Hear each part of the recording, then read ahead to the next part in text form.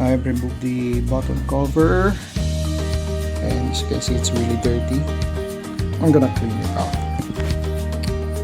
Okay, this is the bottom cover plate, which I think houses the motherboard, and there's I think this is a Wi-Fi chip. Yeah, I think this is a Wi-Fi chip.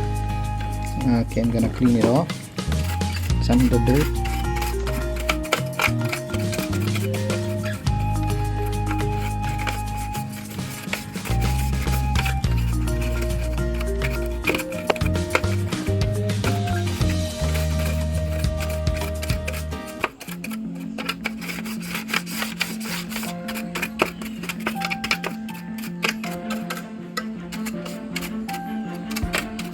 I have broken the warranty of this machine, but it's okay.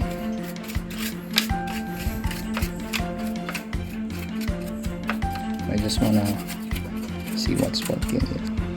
Okay, we remove the top cover and we will remove these screws to open up the power supply and see if we can remove the heatsink.